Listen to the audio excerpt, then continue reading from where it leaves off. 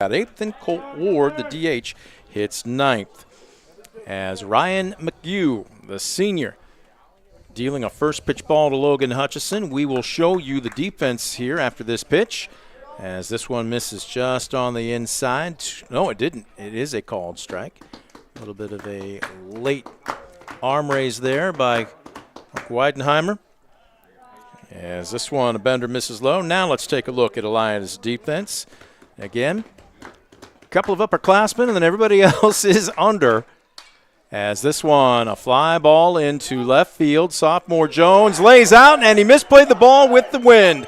Rounding first and standing up into second. Hutch is going to dig around second. He has plans for 3, and he's going to get there standing up. Well, again, it was somewhat of a line drive, but Mother Nature, probably with that 10 to 15 mile an hour wind, helped give it a little bit of a gust. And you saw Darian Jones come in about 2 or 3 steps, Scoop, and then he realized he'd come too far, and he just couldn't make up the difference. Yeah, that was a misread by Jones out in left field, who was kind of squeezing Hutchison, I thought, before the pitch. He took a couple steps in and then drifted back. And by the time he could recover, it's going to end up being a stand-up triple there for Hutchison. So here's Stockman digging in, sends a shot down to first, knocked down by Tickle, and the freshman on top of it quickly, but Hutchison moving with contact, and that's the first run of the ball game. Well, credit to Stockman that time. Situational hit. He sees the infield's deep. You got a runner on third like Hutchison can run. Just find a place to hit a ground ball. And he hit one to the right side, good enough for an RBI. And after just a few pitches, Defiance on top 1-0. Here's Brady Borton digging in. Again, senior pitcher Ryan McHugh on the bump. Junior catcher Isaac Jones behind the plate. Then 4 freshmen from left to right on the infield. John and Snyder at third. Colton Graham at short. Jack Doherty at second. Gavin Tickle at first. It goes sophomore, freshman, junior from left to right in the green. Darian Jones, Ben Adcock, and Gabe Miley. As already showing signs of a little bit of irritation, Ryan McHugh, the 2-1, 6-5. This one popped up foul territory in front of the first base dugout. Tickle will make the call and the catch for out number 2. A great job by McHugh after giving up that leadoff triple. That really wasn't his fault. He comes right back, gets the ground ball and the pop-up. Well, let's take a look at Ryan McHugh. This season, 2-3. in 7 appearances with a 2.44 ERA. Taking a look at what he's done, he's allowed 25 hits, 18 runs, only 13 earned. He's walked 15 while striking out 49. That's almost a 2.5 to 1 ratio, as this one spikes about 3 feet in front of the plate. He's going to be continuing his career, too. He's going to Ohio Northern to play baseball. Yeah, he'll be a great fit here for the Polar Bears. As you mentioned, a plus 3 to 1 strikeout walk ratio.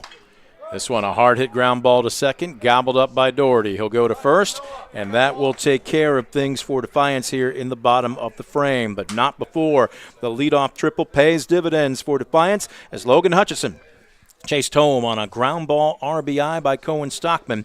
1 run on 1 hit, no errors, nobody left the board. We are through 1. Defiance 1, Elida nothing. You're watching DCTV Sports. Brunswick Eye and Contact Lens Center. Personalized service and quality products in a friendly and caring atmosphere. Schedule your appointment today. Brunswick Eye and Contact Lens Center. Stadium Drive in Defiance and online at visionsource-brunswickeye.com.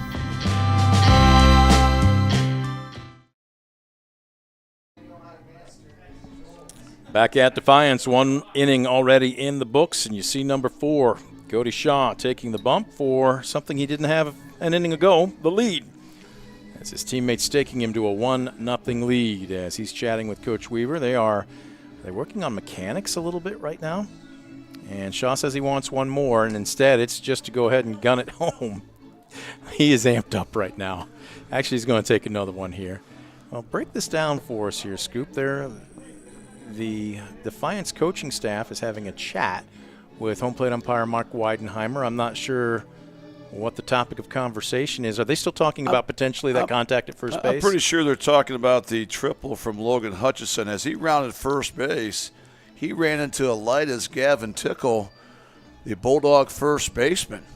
And so the question is, hey, that's interference. Does he get an extra base on the triple. I mean, obviously it's water over the bridge, but hey, if this happens again, what's the Keep an eye on what's it. the official Yep. ruling? Do we get an extra base? Does he only get third? You know, explain it to us. I'm sure that's what the coaching staff was talking to Mark Weidenhammer about. So that allows Cody Shaw a little extra time to get his warm-ups in as he'll face 5, 6, and 7 for Elida here in the top of the second. Jonan Snyder will lead it off, followed by Jack Doherty and the designated hitter, Mark Troyer. Snyder digging in, hitting just a shade under 300, respectable at 292 on the season. 48 at bats. He's got a dozen hits. Check that, 14 hits. 9 RBI and scoop. He can find the gaps. He's got 5 extra base hits, 4 doubles, and a triple. Well, he's got good wheels. He also leads Elida in runs scored, so he's that guy that's gotten on base, as that 352 on base percentage alludes to. Right now, trying to get things started here against Cody Shaw, who had 4 for 4 on first pitch strikes back in that first inning. First pitch, and you can hear him grunt. He came with the heat, swing and a miss by Snyder, strike 1. Again, the outfield, especially Borton in center, is playing very shallow. Likewise, Stockman in right. A little bit deeper with that wind blowing out. Rubio in left, and that's exactly why, as he draws a perfect beat on it and hauls it in. He couldn't have played that any better. Great job by Rubio that time. Understands the wind is blowing out a little bit there to left field, so give yourself a little extra cushion. That time the ball struck well by the freshman, Jonan Snyder, but a quick first out for Cody Shaw and his defense. 2 pitches, 1 out. Up steps the freshman second baseman, Jack Doherty. Doherty standing very deep in the box, very wide stance. Kind of reminds me of former Houston Astros Lance Berkman, who got into that deep, deep squat. He's not quite that low, but he is very wide. The 0-1, this one, a humpback liner off the shoe top. Zippel at short, showing off that cannon for an arm, quickly 2 down. Great read that time by Ziffel. He does such a tremendous job of circling the baseball. He's got those soft, quick hands. That time he makes a solid throw across the infield to Ligon. So 2 quick outs for Cody Shaw, trying to retire the Bulldogs in order in his second inning. So here's Troyer digging in from the right side. Troyer takes one bouncing across the plate. Troyer trying to get the batting average up. He's had 32 at-bats, only a couple of hits. He's hitting just below 100 at .94. There's a humpback liner. Does it have eyes? Up the middle, backhanded by Gomez. He doesn't have a prayer. That is a seeing eye single, the second of the ball game for Elida. A nice job by Troyer. Nothing fancy. He got the bat on it, and that ball was kind of that tweener up the middle. Nice job by Gomez going to his backhand to keep that in the infield, but no chance to throw out Mark Troyer, who gets Elida's second hit. And for the second time, it comes with 2 outs. So that brings up the junior left-handed hitting right fielder, Gabe Miley. Quick throw over. Everything that Cody Shaw does is 100% and with a purpose. Some guys would just kind of lazily throw over just to kind of let the runner know, hey, I'm paying attention, and not Cody Shaw. Well, if you know anything about this Defiance program, you know, it's always about doing something with intent. And certainly that's the mindset of a guy like Cody Shaw. He also understands the moment. Elida's not going to wait for 3 hits to score. They're going to try to get second base if they can on this AB, where they're just 1 hit away from tying things up. Miley hitting .238 as he takes high and outside. For just the second time this afternoon, Shaw will be pitching out of the stretch. Not exactly a huge lead by Troyer at first. Oh, do they balk? They call a balk, and he's going to be awarded second base, and Coach Weaver's coming out to get an explanation from home plate umpire Mark Weidenhammer. I was looking over at first base, and I was only keeping an eye literally out of the corner of my eye on Shaw, but could you see what happened there? Well, I think he separated while he had his foot on the rubber. You know, once you have the ball in your glove, you have your hand in the glove, if you separate. Coach Weaver not exactly happy. and neither is Cody Shaw. Right now, you've got 2 outs. You've got the lead. If you're Cody Shaw, the suggestion here would just be bear down and get the hitter. Yeah, you can't let one play affect the next. So right now, you just win the next pitch, stay with your stuff. It's been awfully effective. Elida has not squared him up yet tonight. 1-0 misses downstairs. This is the first 2-ball count that Cody Shaw's gotten himself into, so he's really done a great job of controlling the count, getting hitters and negative counts, but the first hitters count of the afternoon here for Elida. 2-0, and he humped that one up, maybe overthrew a little bit as it's down and inside. The count now 3-0. Yeah, and right now Shaw, I think, still carrying that over a little bit on that balk call. You can tell by the body language. He just stepped off there. He's just got to slow things down, and he did a good job there to step off and try and regroup on the 3-0. We'll see if Miley has the green light. He does not, and he didn't need to. It's ball 4. A great job by the junior, Gabe Miley, just being patient, and that puts 2 runners aboard here with 2 outs. And again, right now, if you're Cody Shaw, flush it, control the controllables. You know, you really can't control the call that was already made, but you can control the next pitch. So come out, get focused. You've got the 9 here, the freshman Ben Adcock up hitting 262. Trust your defense right here. Yeah, force at any base. Just go after and attack the hitter, and that's exactly what he does. First pitch, strike 1.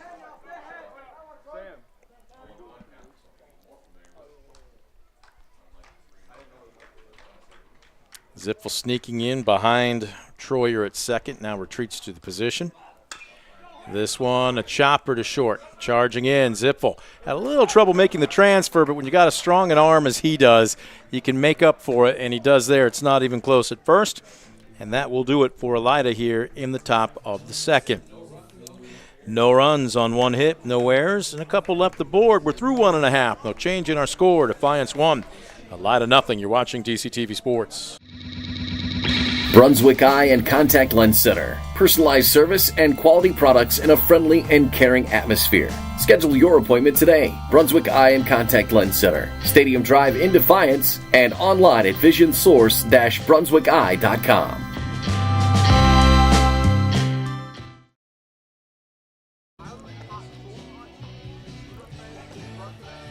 Well, there you take a look at Coach Weaver coming out, continuing his conversation with home plate umpire Mark Weidenheimer, trying to get an explanation as to what the balk was. Things have been simmering just a little bit in the early going here. And that call clearly it's must have come then from the home plate umpire on the box. So any idea what he saw? You're seeing the description right now. Weidenheimer is kind of giving him Well, it looks an like example. It looks like kind of what we talked about. You know, once you're on the mound there and you have the ball in your glove, what you cannot do is pull the ball out of your glove and separate. So you really want to step on the mound with the ball in your bare hand and then step in, get your sign. But again, a little discrepancy. I'm sure Coach Weaver wasn't happy with it. Well, Cody Shaw will dig in with a chance to help things move for his cause as he takes an off-speed bender for a ball.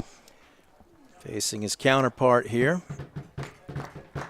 Shaw entering this afternoon's contest, hitting 400.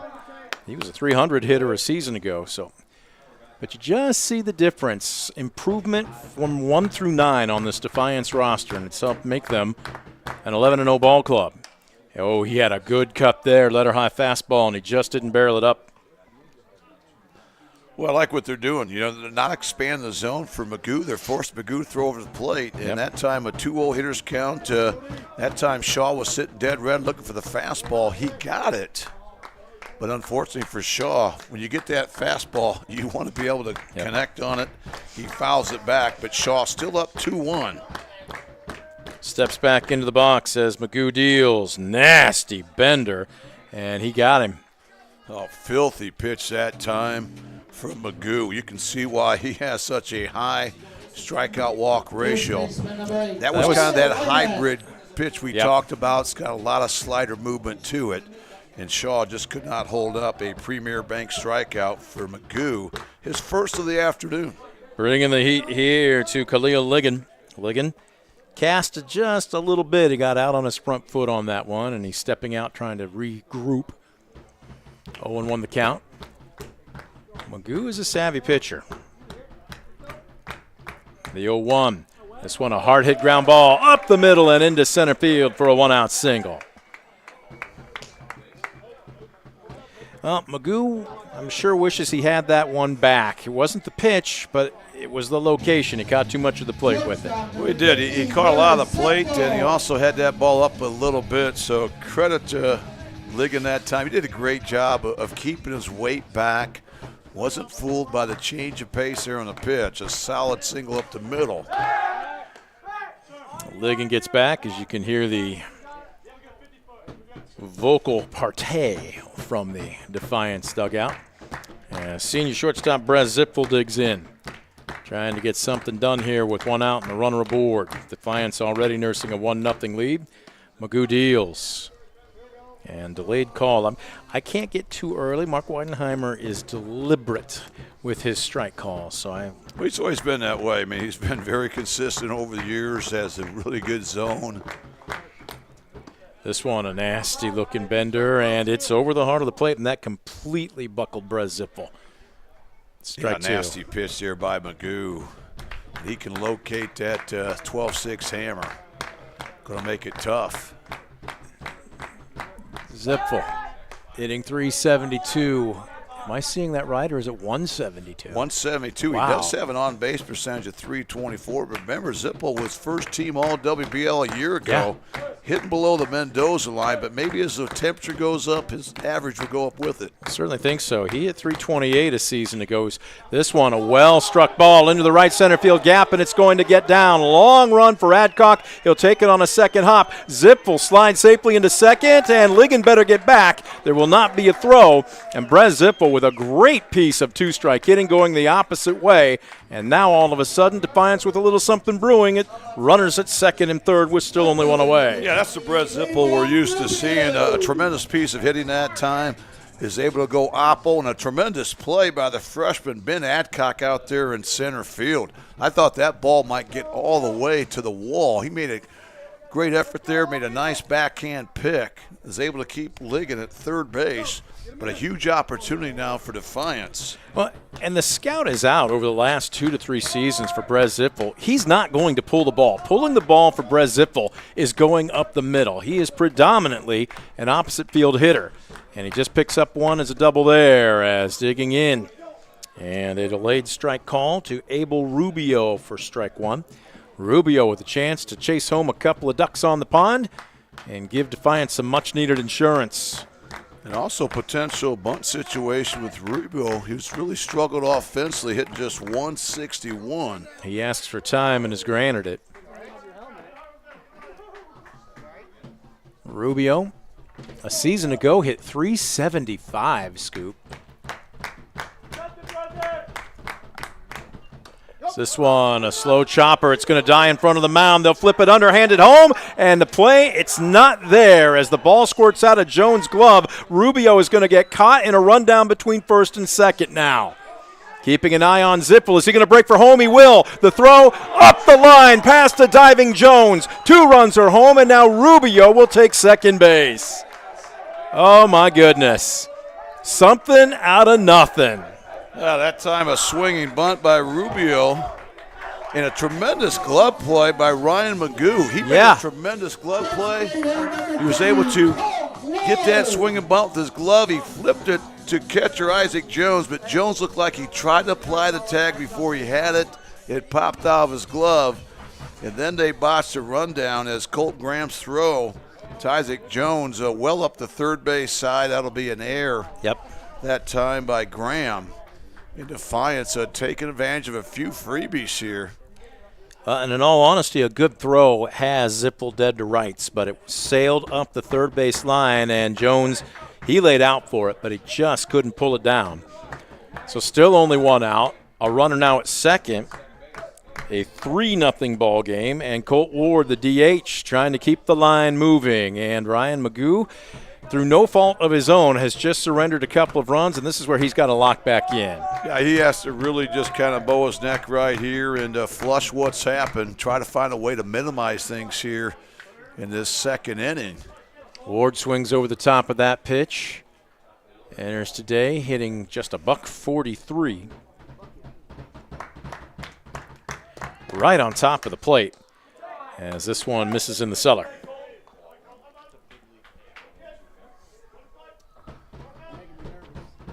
Well, McHugh is a towering presence out on that rubber. 6'5".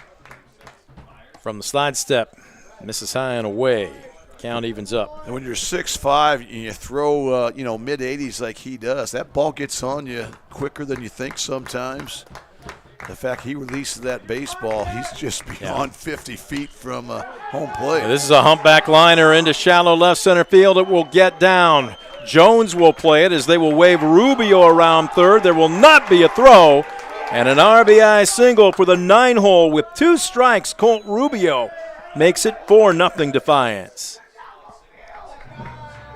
Did I say Colt Rubio? Make that Colt Ward, will you? Rubio scores. Rubio scores, but the freshman Colt Ward is able to go the other way, a solid base hit. And how about after the strikeout to Shaw?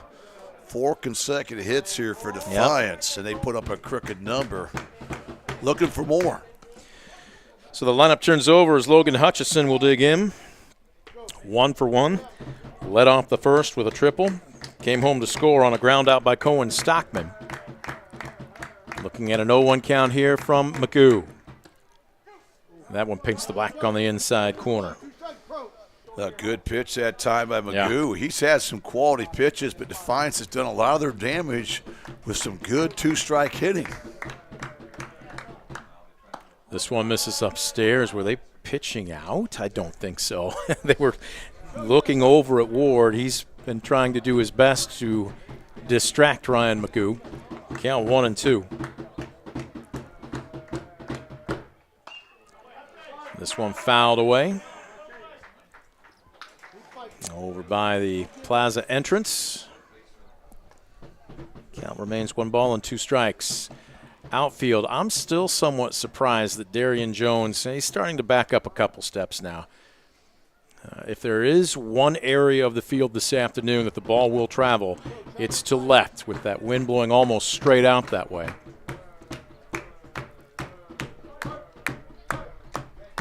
The 1-2, Ward bluffs. This one misses high and away. All right, if you're McHugh, you don't want to go to a 3-ball count here. Are you sitting dead red if you are Logan Hutchinson? I think you are. I think right now you mentioned it. You just do not want to get in that 3-ball count where you have a chance to send a runner in motion, and there it is. Another fastball out of the zone there by McHugh. And now Hutchinson really battling back. Nice job here. This will be the 7th pitch of this at-bat. We'll see how aggressive Defiance gets with Ward at first on the 3-2. He's going. This one popped up. Left side. Snyder drifting back. He's got a beat on it, and he will haul it in for a huge second out for Elida. Well, it was, and I like the call there from Rick Weaver. You got a guy like Hutchinson who's going to be a low strikeout guy. He's going to put the ball in play. You get to that 3-2 juncture, you put Colt Ward in motion. That time Hutchinson pops up, and Ward will have to retreat to first base here with 2 outs.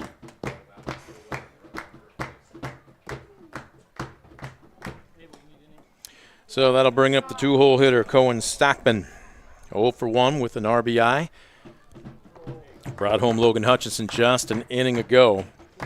Second inning, second at bat. That tells you Defiance has been moving the line this afternoon. 1-0. Well, right now, McHugh looks like if he's missing high, at least with the fastball. Is that a release point issue? Is that a stride issue? Break him down for us. Well, that's usually a stride issue, and I think a lot of it has to do with the fact Defiance has had guys on first base, so he's trying to go with that slide step, and what that does, when you don't get that long stride, your release point's off a little bit, you miss upstairs. So you need to take a longer stride here to keep the ball down. 3-0, and boy, he missed high on every single pitch to Cohen Stockman, showing some frustration. As Cohen will head down to first, Colt Ward will take second base. And are we going to have a trip to the mound? We are not. Again, 1 out. You got a force on a ground out at any base here. McHugh just looking to end this inning.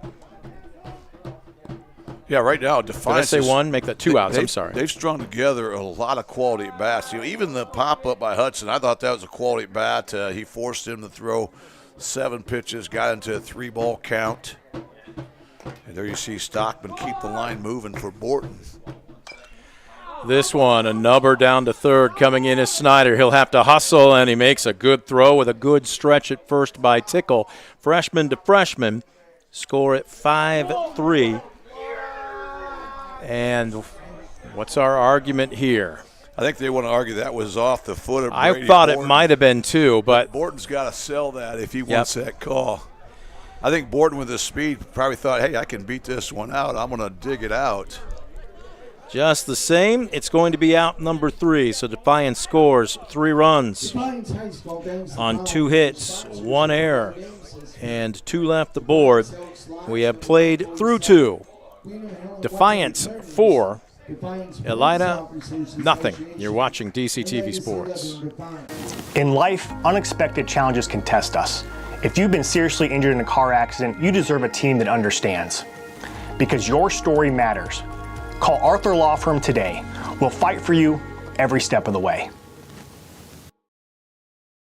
Ohio is in a foster care crisis. Kids with real needs, medical, emotional, behavioral, are waiting for homes. Cornerstone Treatment Foster Care is looking for families ready to make a difference. You've thought about it, now it's time. Contact Cornerstone Treatment Foster Care today.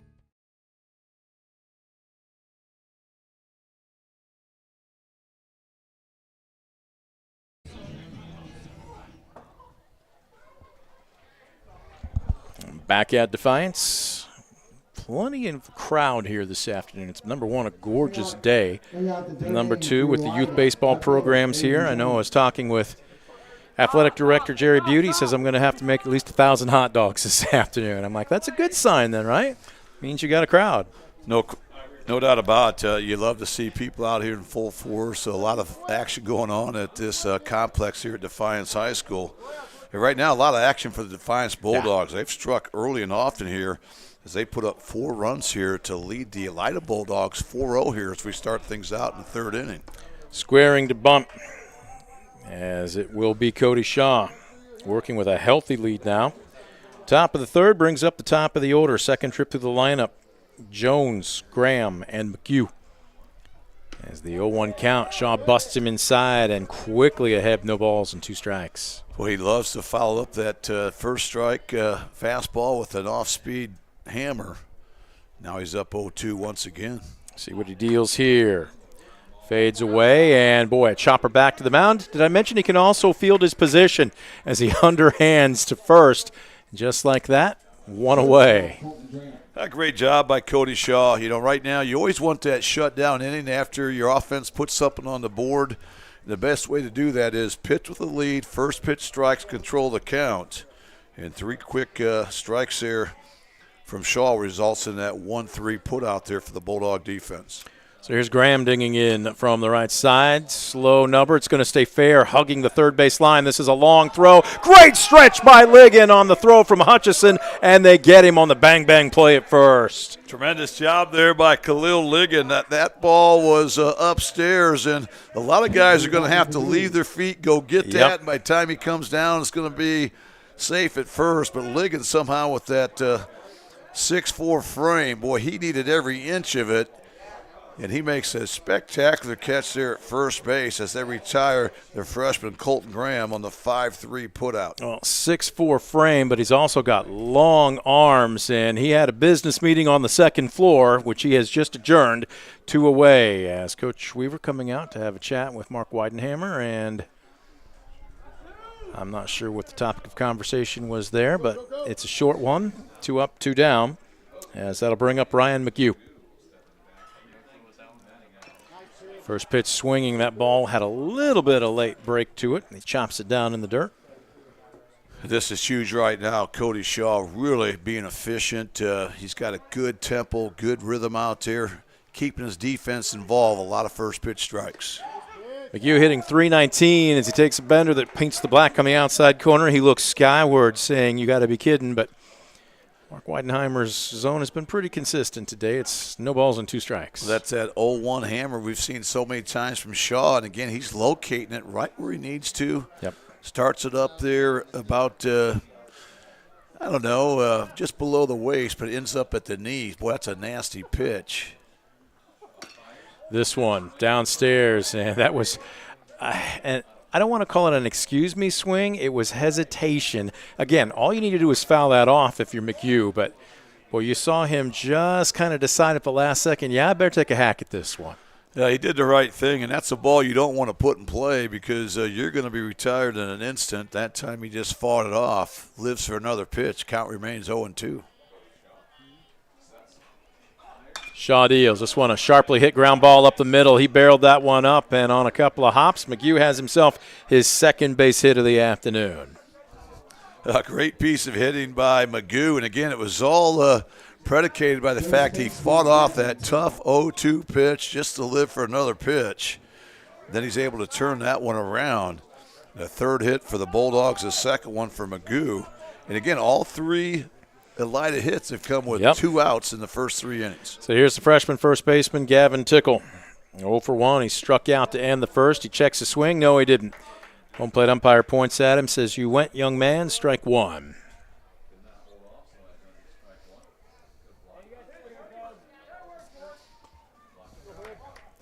Tickle's going to take a little bit of time. Here's where I think what we're seeing a little bit more, and I was watching some of Elida's coaching staff talk to their players. You don't want to allow Shaw the chance to quick pitch you. It's like you've had problems getting a hold of him, timing him up. So why make it easy by staying in the box or not staying out for more than enough time? Slow things down just a little bit. Yeah, I've seen that a couple times here from Elida that's tried to maybe just break the rhythm of Shaw. I think they did that on the play that Cody balked on.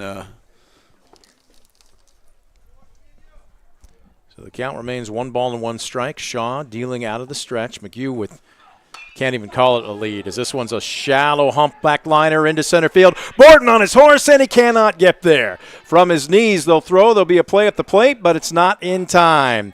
Brady Borton, if he can't track it down, nobody can. It just had eyes, and all of a sudden, Elida threatening here with 2 outs, but runners at the corners. Now, once again, a good piece of 2-out hitting, this time by the freshman Gavin Tickle.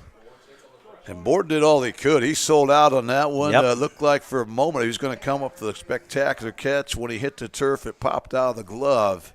And now runners on the corner with 2 outs for Elida, trying to chip away at that 4-0 deficit. So here's Snyder digging in. Boy, had a good rip on a first pitch heater. Fouls it straight back. Snyder 0 for 1 with a fly out to left. Well, with the lazy afternoon sun starting to slowly set, we're seeing some long shadows being cast out to left field. And I was watching Abel Rubio shade his eyes. So this one short hops Hartnett, and that's just a beautiful stop to get out of his crouch and prevent the extra 90. Boy, that's huge. Not only to keep McHugh from scoring, but also to keep Tickle on first base. And Tickle, perhaps a youthful mistake on that throw to third. Probably should have got the back end on second on that. Yeah. In fact, the Defiance did not have a cutoff man. 1-1, chopper down to third from his knees. Great snare by Hutchinson. He'll go to second, taking the quicker play, and again, flashing some fancy leather at third. Hutchinson gets the force out at second on the cover by Gomez, and that will do it on the fielder's choice to retire Elida here in the top of the third. No runs, 2 hits, no errors, and a couple left aboard. 2.5 are in the books. Still no change in our score. Defiance 4, Elida nothing. You're watching DCTV Sports. Estill Chevrolet Cadillac is this area's new and used car headquarters, earning your trust one satisfied customer at a time. Estill Chevrolet Cadillac, North Clinton Street in Defiance, and online at drivebobestill.com.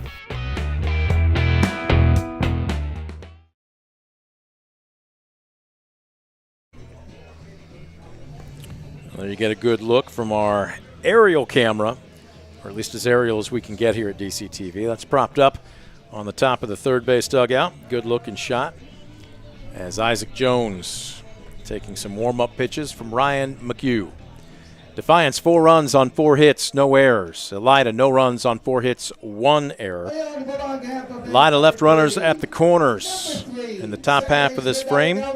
Bottom of the last frame. Big crooked number for Coach Weaver and company. As a matter of fact, it came from the bottom of the order, that production. Ligon scored, Zipfel scored, Rubio scored. Ward the 9-hole with a hit. They kept the line moving. So as we head to the bottom of the third here, it will be the cleanup hitter, Noah Gomez, to lead it off. He'll be followed by Cody Shaw on deck and Khalil Ligon in the hole. Yeah, right now if you're Defiance, you love the lead, but right now you play this like it's an 0-0 ball game. You try to find a way to scratch out a run, manufacture a run, just win an inning. You always want to extend leads, especially against a team like Elida, who's really an up-and-coming team, I think, in the WBL. Yeah, you got 5 freshmen and 1 sophomore in your starting lineup for this game alone. As the Spender misses low and away on an 0-2 pitch. You know, last year the Defiance Bulldogs defeated the Elida Bulldogs in Elida 4-1. A key game on the way to their 28th WBL title that they shared with Wapakoneta a year ago. Wapakoneta was Defiance's only conference loss last year, and we were here to call that game. And that was a great game. They had a tremendous team last year. They did. Certainly a great game. A team that's well coached.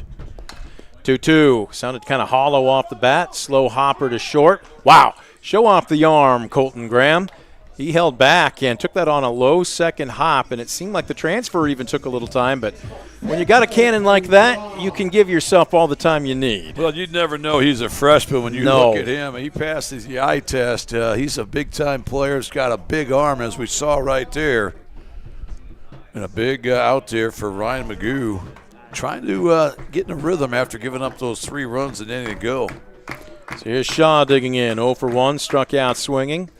Swings right over the top of one of those nasty, we'll call it a slurve. It's kind of a hybrid pitch for Ryan Magoo. It's got downward, but it's also got lateral break to it.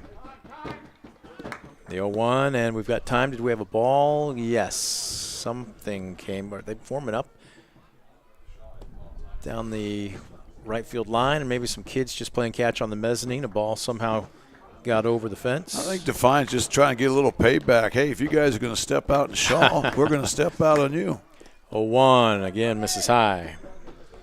You know, Brent, this is the 47th game between these two rivals. Defiance has a 35-11 advantage. This one off the mark.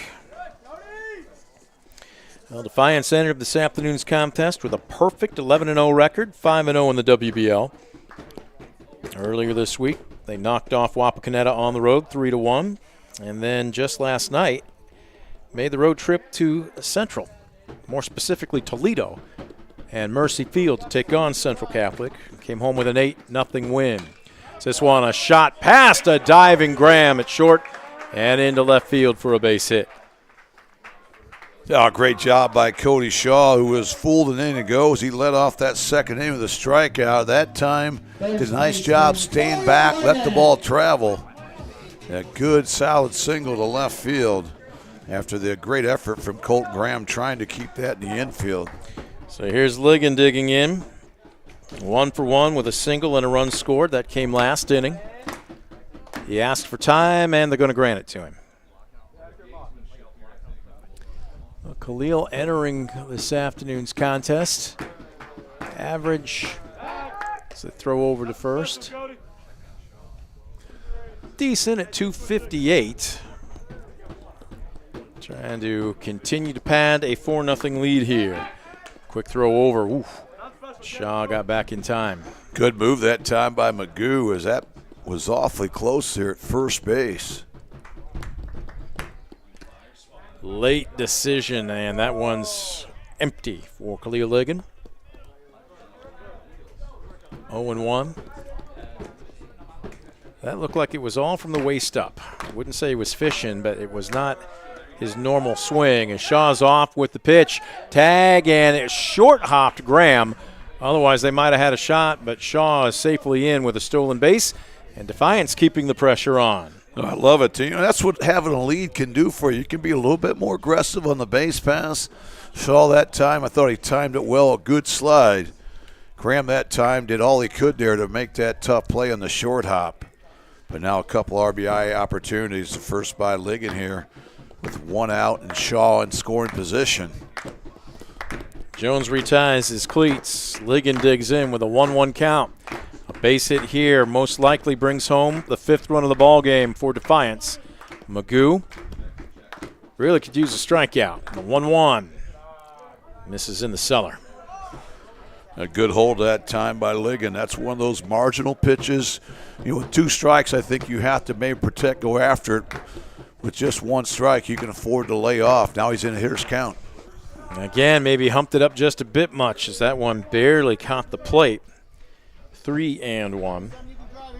Right now, if you're Ligon, you want to make sure you're getting your strike, not just any strike. Sit dead red here, get the fastball. He did, and this was well charged. Deep to left center field. Jones going back. It's over his head, and it bounces over the wall. That will be a ground rule double. It should score the run, but Khalil Ligon was thinking 3, and the artificial turf just a little too springy here, but make it 5-0 Defiance. Tremendous job that time by Ligon. Again, he got into that hitter's count by being patient on those early marginal pitches just off the plate.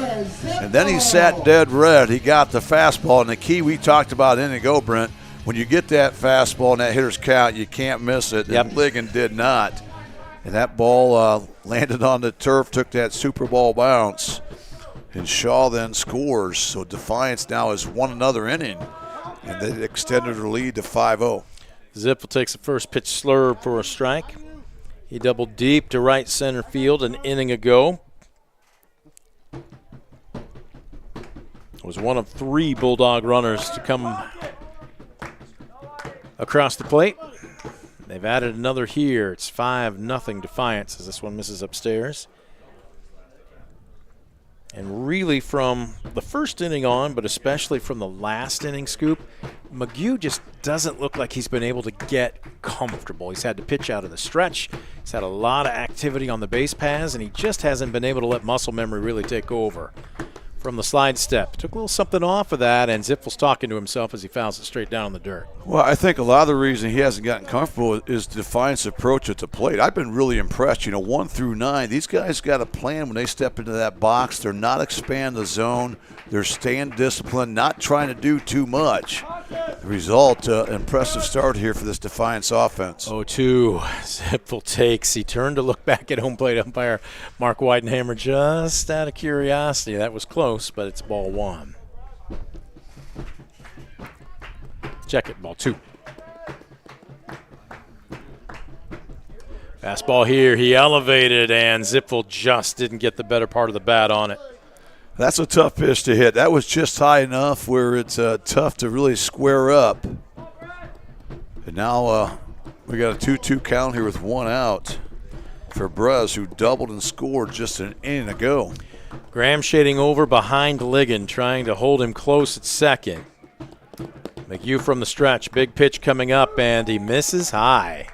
And he's talking to himself. Yeah, and again, you want that pitch to be a little bit more competitive. There's no chance for Ziffel to chase that one way upstairs in the attic. From the slide step, he got him to chase there. Ziffel swings through a pitch that was well above the letters. Strike 3. There's 2 down after the second Premier Bank strikeout for Ryan McHugh. That time McHugh climbed the ladder. That one was not as high, so a little bit more competitive pitch, and Ziffel goes down swinging. But right now, Magoo not out of the woods yet. It was Ligon on second base and Abel Rubio, who had that base hit and scored an inning ago. Popped up, foul territory, not playable. 0-1. Outfield a little bit deeper with the exception of Miley in right. Jones has seen a couple go over his head so far this afternoon. And likewise, Adcock in center playing fairly deep. The 0-1 from the slide step. Trying to take a little something off of it, but it misses up around the visor. Well, Elida entering this afternoon's contest, 9-7 overall, 3-3 in the WBL. They have been busy this week with 2 games earlier, Monday, Tuesday. Tough 8-inning loss, 5-3 versus Coldwater. And then a 6-2 setback on Tuesday versus Salina tonight. And then tomorrow on the road at Spencerville. And then on Monday, home versus Fairview. So they're trying to cram a lot of ball into about a little less than a week's period of time. 2-1. McHugh will step off.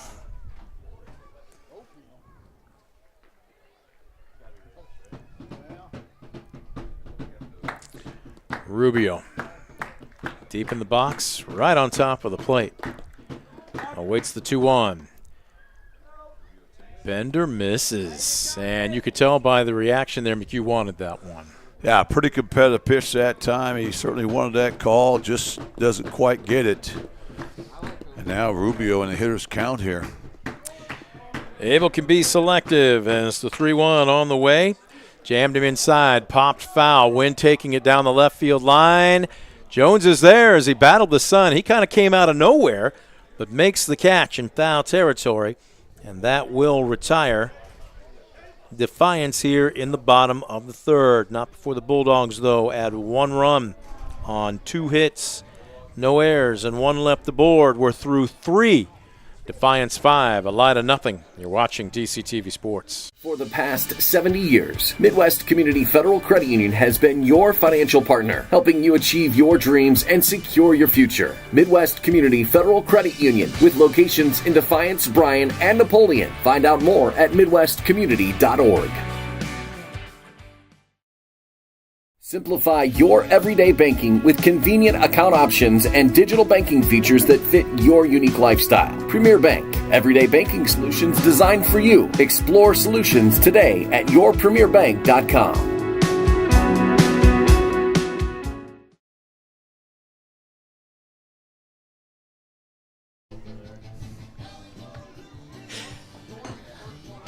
Welcome back.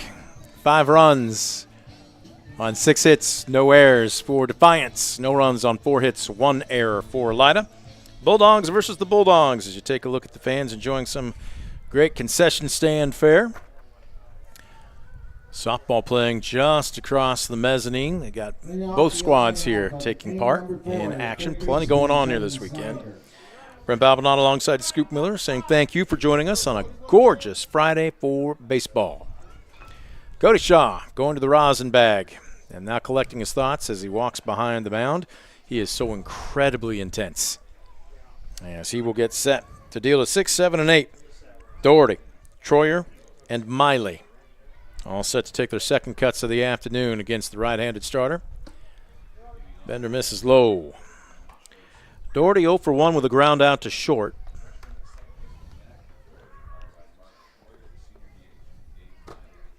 Leans way back in the box. A lot of arm in that swing as he fouls this one straight back, and it's out of play.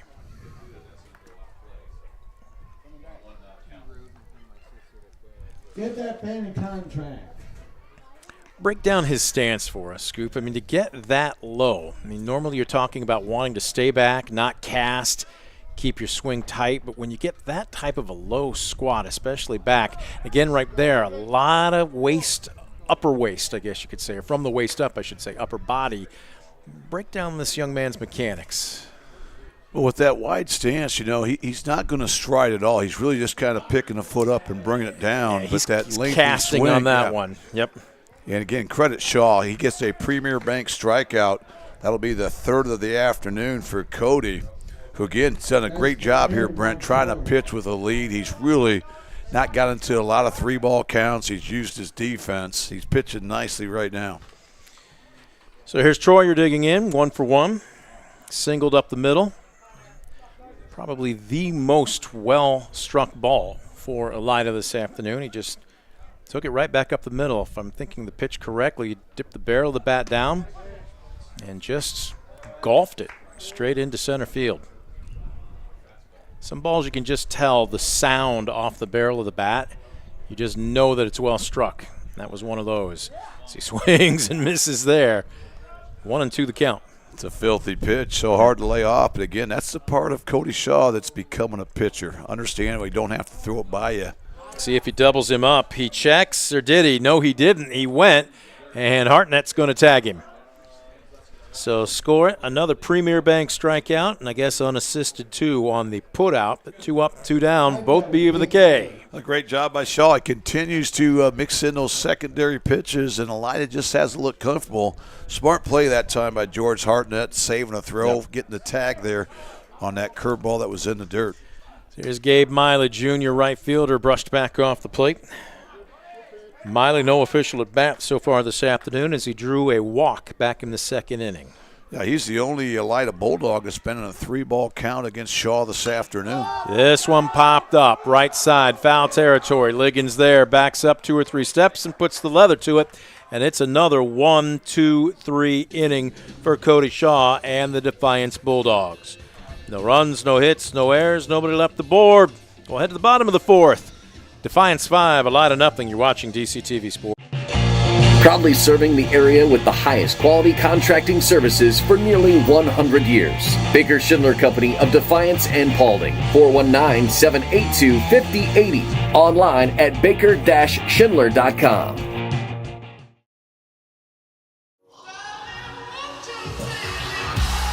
Being your best isn't just about taking care of your body. It's about taking care of your mind and mental health. Find the resources you need to make your mental health a priority. Love your mind.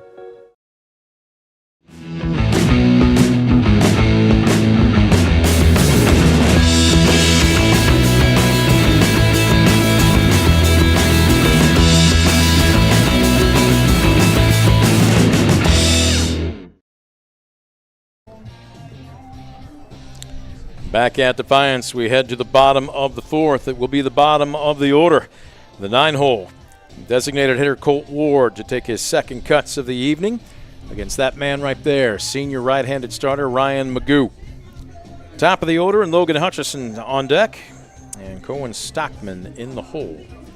It's not that Magoo has pitched all that badly, but Scoop 1 inning came to bite him bad, and that was back in the 2nd when Defiance, through no fault of his own, used again just some well-placed infield hits and one key throwing error to put up a crooked number. Well, you're right. I think if that play on that swinging bunt could have been made at home, that would have really changed this game. But credit Defiance, they've really done a great job of grinding out some quality bats. They've had a lot of 2-strike hits, and I can see why Magoo is going to be successful at the next level. Absolutely. Boy.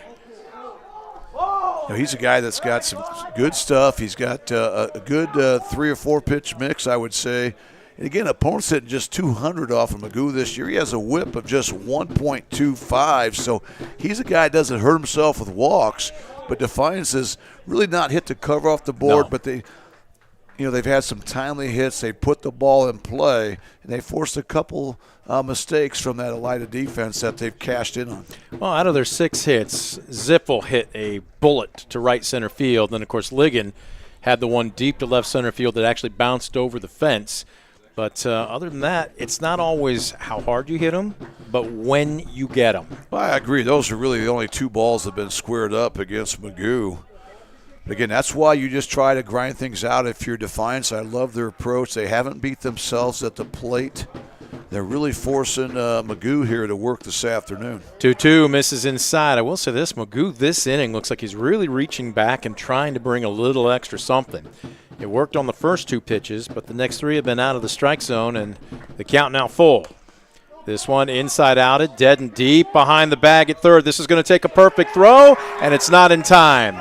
Nice stretch by Tickle, but I'm not sure that a good throw would have gotten him. No, that's going to be a hit there for the freshman Colt Ward. The fact that he hits from the left side probably bailed him out. That ball was not hit hard to Jonah Snyder at third base, but by the time Snyder fields it behind the base, there's no chance to throw out Colt Ward. And again, Defiance, that's going to look like a line drive in a book, but a pretty quality pitch that time by Magoo, but a good approach there by Ward. Defiance has their leadoff man on base for the second time this afternoon. Well, there you take a look at Logan Hutchison. I can tell you right now, he is not hitting 0 on the season. Entering today's contest, Hutch was hitting .407. And on the day today, he's 1 for 2. He tripled to lead off the bottom of the first, came home to score the game's first run. He's also popped out to third. We have a pinch runner. Drew Algaretti in there, Okay. pinch running for Colt Ward. Right now, Hutchinson perhaps in a bunt situation. He handles the bat very well.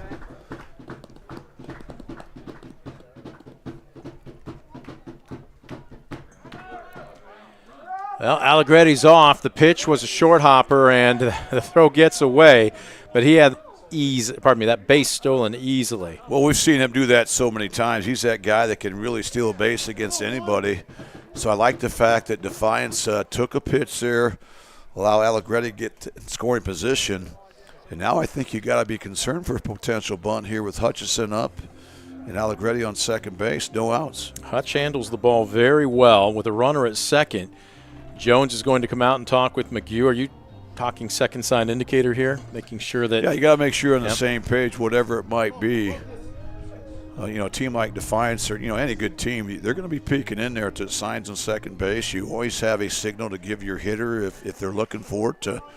Sometimes you put your hand on your hat to indicate maybe the fastball, down on your knee to indicate a changeup and so forth. But McGew, the 1-0. Well, Hutch squared to bunt, and he takes ball 2. That was a strike. So, was it? Yeah. I take that the delayed back. call, you're taking your eye off the umpire a little bit Cannot too do soon. that. Make it 1-1. I still think the bunt's probably on here, 1-1. We'll see here as McGew steps off. And, 2 can play that game. Hutchison will step out.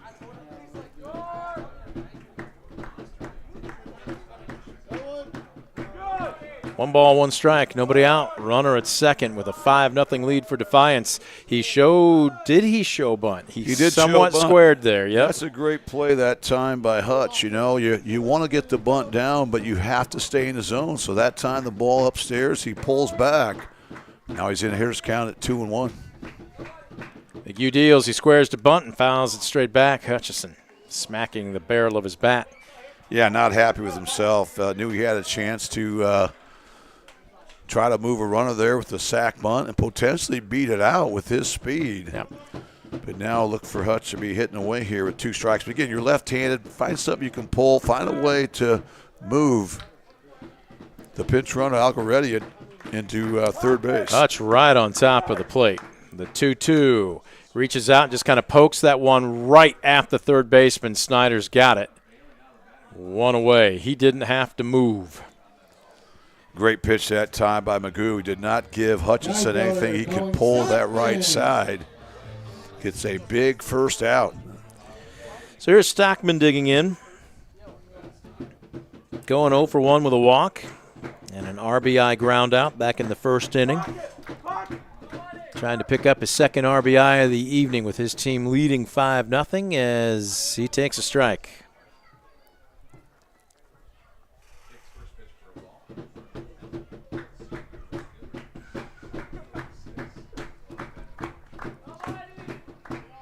The 0-1. This one lined into center field, coming on, but Adcock cannot get there. He'll play it on a bounce. Allegretti rounding third. The throw will be short. There will be a play at second. Nicely done, taking the extra 90 feet on the throw home by Stockman as he slides in safely to make it 6-0 Defiance. Great job by Stockman. A huge one-out RBI single up the middle, and once he saw the throw was going to airmail the cutoff man, easily gets into second base, so a single. He advances to second on the fielder's choice.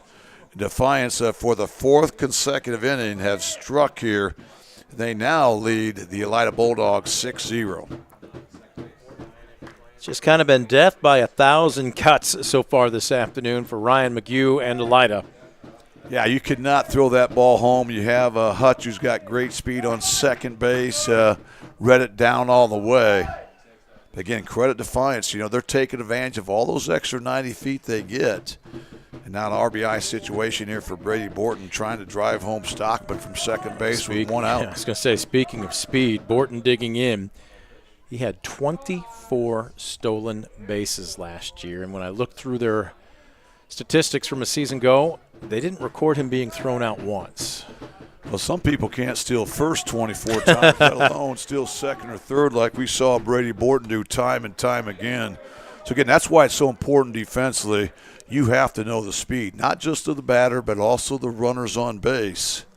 That way you know how much time you have on a slow roller, attack situation, and so forth.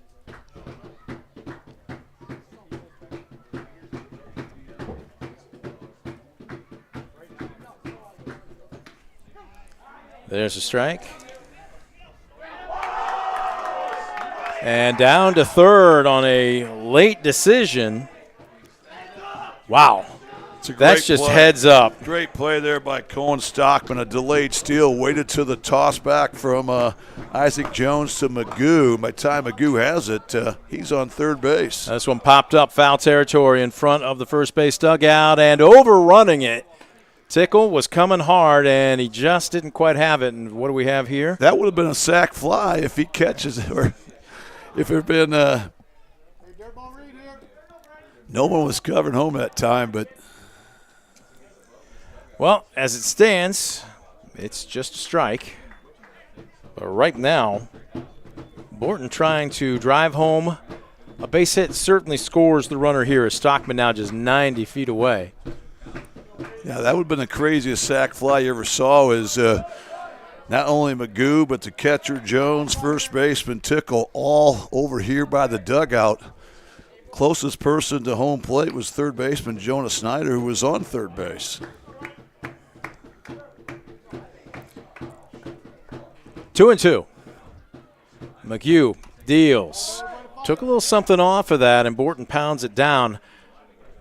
We'll have to do the pitch count on Ryan Magoo at the end of this inning, but it's got to be up there. And again, credit Defiance for that. They've had a great approach. They haven't been early very often today. They've made him work. As this one, a ground ball deep in the hole at short. And did he get there? No. Having to play deep in the hole, Graham threw a short hopper to Tickle, who made a nice pick. The run scores. Borton is safe on the infield single. And now all of a sudden, Defiance is starting to flirt with the 10-run rule. Yeah, incredible how efficient they continue to be. They're doing all the little things well. You know, they're running out the routine balls. They're getting the extra 90 feet. They're being very aggressive. And, again, it's really paid off. They now have put up another crooked number here in this fourth inning. 2 runs across, looking for more as Noah Gomez digs in. Hey, look at that. You betcha.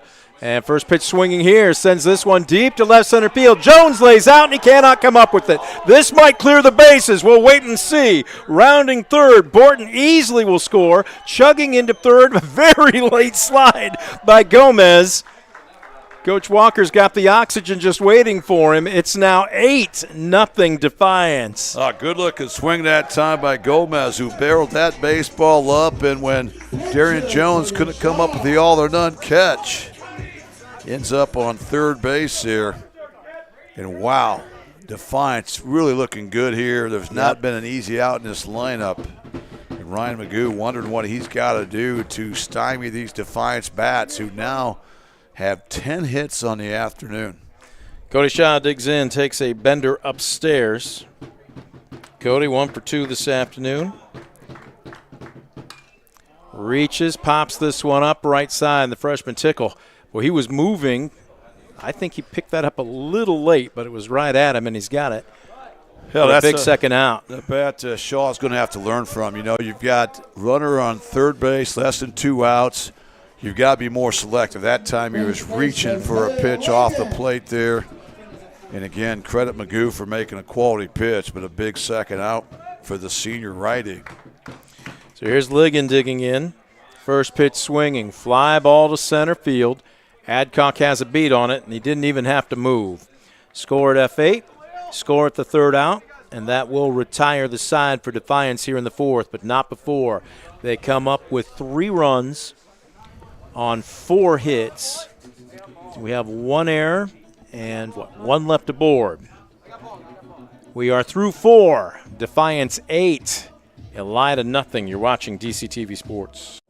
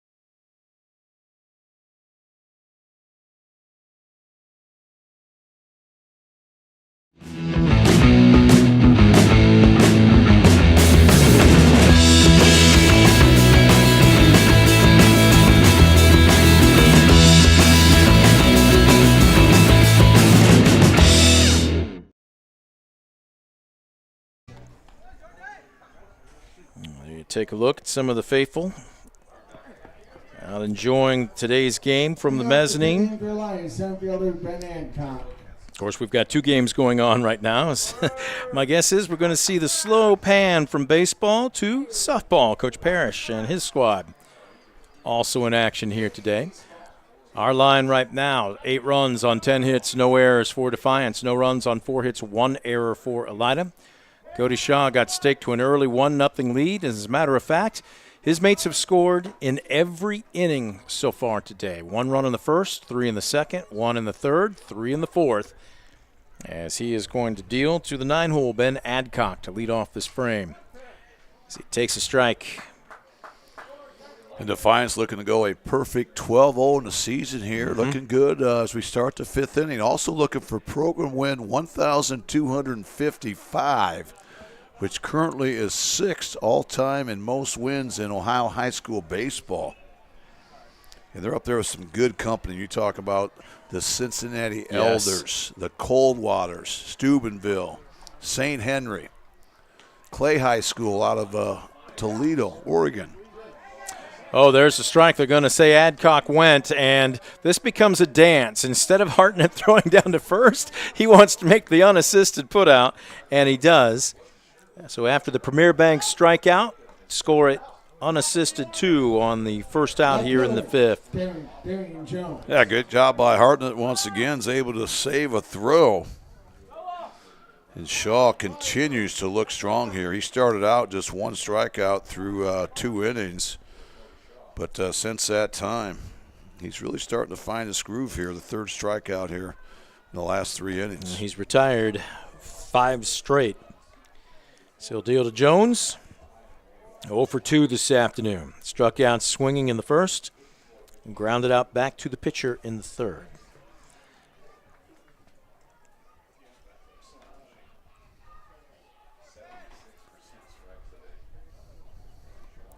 Shaw, deep breath from the belt. And the windup. And this is on the outer half. Gorgeous afternoon for baseball. Not much of a wind, but just enough to take the edge off of things. So this one popped up. Shaw on, his horse, and I'm not sure Hartnett had that ball. That was Shaw or nobody's. You could see Hartnett just kind of putting his hand over his heart, and Shaw just making a tremendous athletic play. Well, you have your best athletes out there to bump a lot of times, so in high school baseball, by all means, if you're the pitcher, go get that thing. And that time, Hartnett just did not find the ball off the bat, turned the wrong way. And Shaw's able to bail him out as the speedy athlete comes over there for a quick second out against Elida. So here's Colton Graham, 0 for 2. First pitch swing, ground ball. And that is just vintage Brez Zipfel. Off the shoot tops, throws off his back foot, and makes it look easy. Score at 6-3 in another 1-2-3 inning. No runs, no hits, no errors, nobody left the board. We're through 4.5. Defiance 8, Elida nothing. You're watching DCTV Sports. Brunswick Eye and Contact Lens Center. Personalized service and quality products in a friendly and caring atmosphere. Schedule your appointment today. Brunswick Eye and Contact Lens Center. Stadium Drive in Defiance and online at visionsource-brunswickeye.com.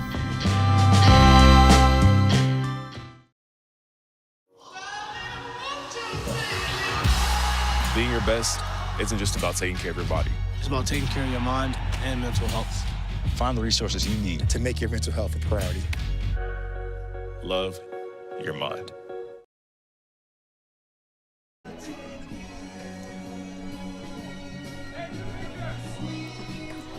Back at Defiance, there you get a good look from our camera behind the grandstand on the mezzanine.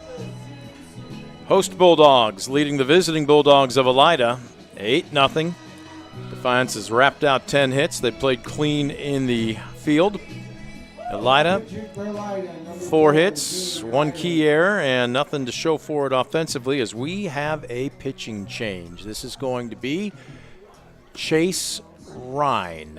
Ryan, a sophomore utility man, and a completely different look. A slim, much shorter, throwing southpaw. You can't get a much more 180 in a pitching change from what the Elida has just switched to from Ryan McGew. And you've got the line on the new Elida hurler. Well, he's going to come in with a 2-3 mark. This will be his 7th appearance. Has a 2.83 ERA. And during this time on the bump, opponent's hitting just 197 again. So he's been very effective. Kind of been a workhorse out of the bullpen, but it is a completely different look, as you mentioned, Brent. Now they've got to adjust to the southpaw that not nearly as tall as his counterpart McGew. And right now just trying to keep this ball game alive. Remember, with the 10-run rule, Defiance just needs 2 runs here in this 5th inning. And it's over. To end things and go home early. Defiance this year with 2 shutouts already. One was last night at Toledo Central Catholic at Mercy Field. I think the other was against St. Mary's Memorial. Correct. And last year, I believe Defiance had 5 shutouts, and I think Shaw threw 3. So Shaw looking good to try to get a shutout here again, back-to-back nights for the Bulldogs. McGew does stay in the game as he dispels Jonan Snyder at third. He's not going to take his bat out of the lineup, much less his experience. So the freshman third baseman's afternoon is over for Elida, as it will be the bottom of the order. 7, 8, and 9, Zippel, Rubio, and Ward scheduled to take their first cuts against the new hurler, Chase Ryan. First pitch clips the inside corner for a strike. Working quickly.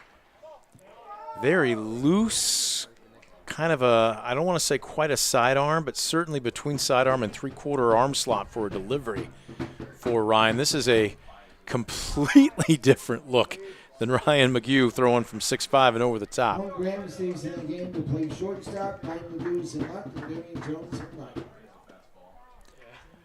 As this one misses, evens up the count, 2 balls and 2 strikes. A little bit of a late swing there by Brez. Fouls it away. He is an opposite field hitter, just like you talk about some guys being dead pull hitters. This one inside out at down the right field line. It's going to get down and roll all the way to the corner. And look out, Mr. Speedy. He's not thinking 2, he's thinking 3. And he'll stand up. Now he slides just for style as he mugs to his teammates in the dugout. A lead-off triple, opposite field for Brez Zippel. How about that? The second triple of the night for Defiance, and this time an oppo shot for the senior Brez Zippel to lead off the 5th inning. So for the second consecutive inning, Defiance has her leadoff man on base. That brings up Abel Rubio, who's 1 for 2, scored after hitting a single back in the 2nd inning. Zippel kept his hands in on a pitch that was downstairs. Normally we see him when he goes oppo, he gets those arms extended. But he really had to dip the barrel of the bat down on that one. Yeah, that was inside out all the way, but that ball had eyes, and just no chance you're going to throw Brez out on that ball down the right field line. 1-0 popped up right side, drifting over. Trickle is going to run out of real estate.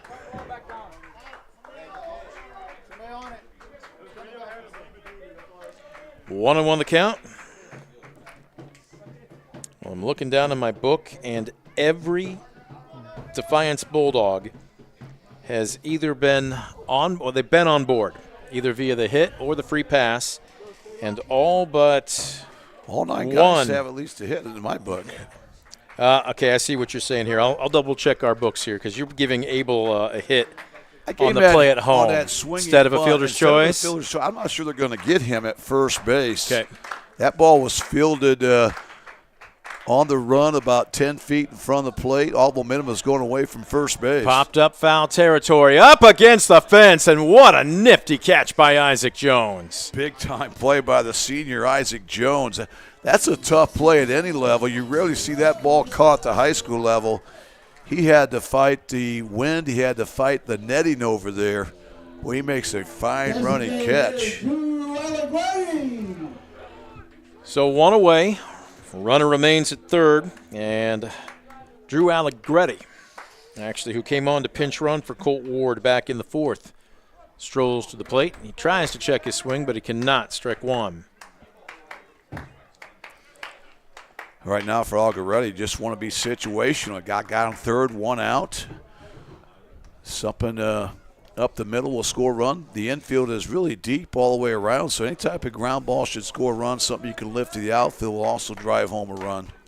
Allegretti hitting .221. Takes away ball two.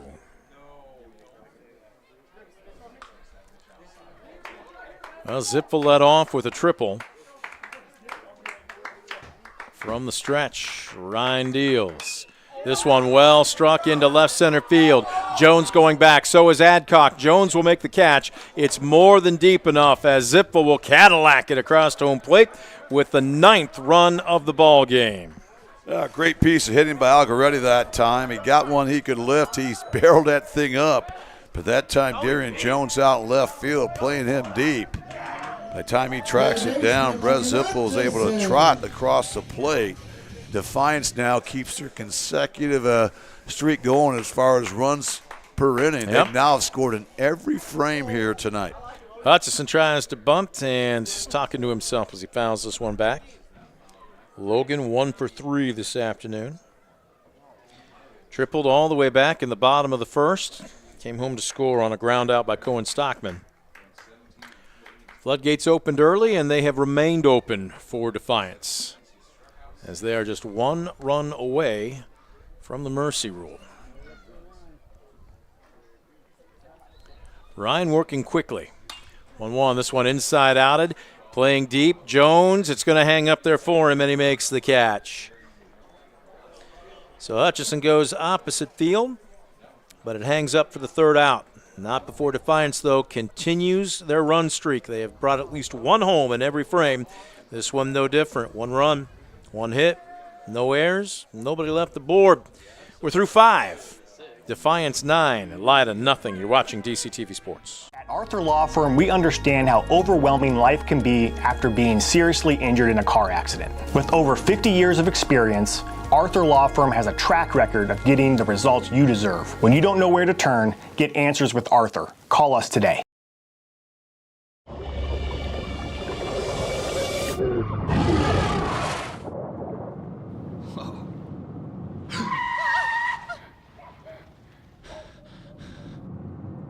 Eyes forward. Don't drive distracted.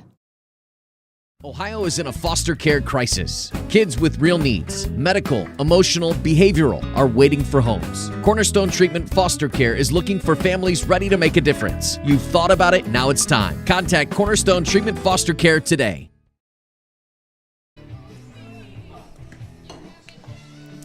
Crowd just kind of moseying, if you will, sauntering a bit on the mezzanine, checking out both games, as they got a little bit, I don't know if they got a later start, but that game is certainly running a little bit behind this one. But Defiance softball up 4-0, so hopefully making it 2 for 2 here this evening. Certainly things well in hand for the baseball side of things, as Cody Shaw getting set to deal to the meat of the order. 3, 4, and 5. McHugh, Tickle, and Snyder.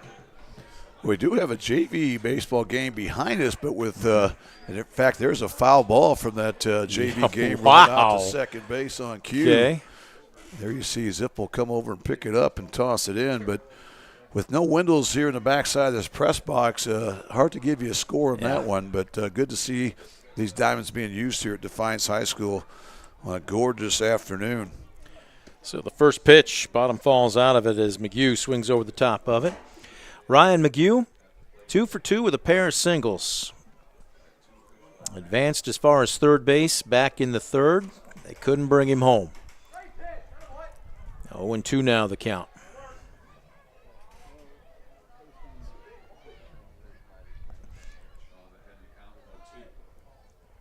High leg kick, this one, a chopper. Hutch is going to come over, cut in front of the shortstop, fires. Oh, what a pick by Ligon at first. That wasn't a long hop, that was short, all or nothing, almost off the left side of his cleat, and he has flashed some fancy leather there this afternoon. Well, there's 2 good plays in one. First, the great glove play by Logan Hutchinson. He knew he's going to not have much time, so he got rid of that ball in a hurry. And when he short-armed it, it's downstairs, but another nice pick there by Ligon. So 1 up, 1 down. Here's Tickle, 1 for 2. Singled back in the third, struck out to end the first inning.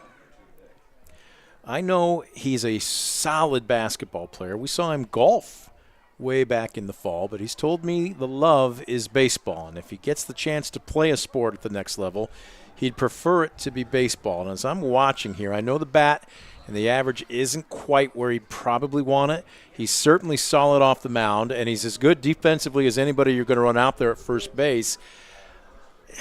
I'm thinking maybe, again, an Ohio Northern, a Trine, but a Division III team could find use for him, a place for him, couldn't they?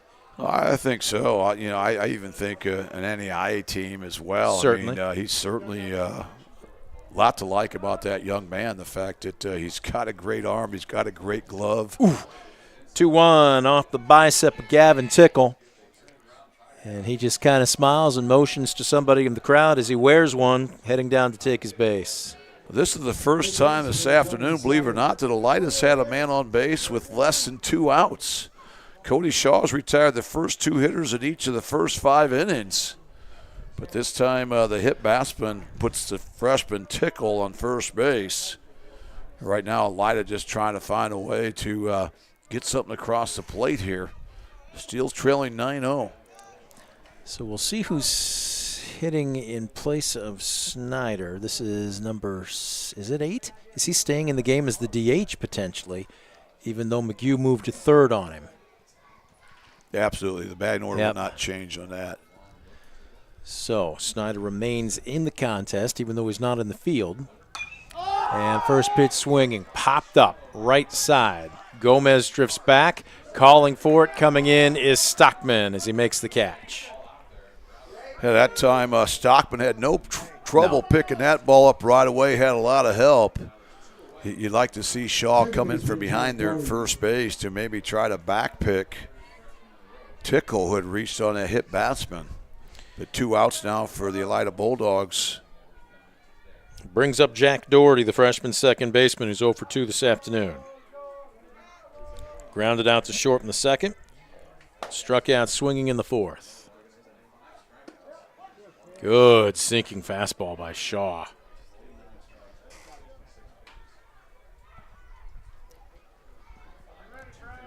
Oh, 0-1. Doherty again with a wide, low stance, and it looked like he had a 9-iron in his hand on that one. He went golfing. He needed a wedge instead of the 9-iron that time. That ball clearly down in the cellar. Great job there by Hartnett to keep that in front and keep the advancement from Tickle, as Tickle's still on first base here with 2 strikes and 2 outs. 0-2. Shaw well ahead in the count. We'll see if he tries to waste a pitch or if he comes right at him. Bottom falls out of that pitch, and that's an empty swing for another Premier Bank strikeout. Simplify your everyday banking with convenient account options and digital banking features that fit your unique lifestyle. YourPremierBank.com. So they do put a runner aboard, but they can't do anything with him. Elida, no runs on no hits, no errors, and 1 left. We'll head to the bottom of the 6th. Defiance 9, Elida nothing. You're watching DCTV Sports. Estill Chevrolet Cadillac is this area's new and used car headquarters, earning your trust one satisfied customer at a time. Estill Chevrolet Cadillac, North Clinton Street in Defiance, and online at drivebobestill.com.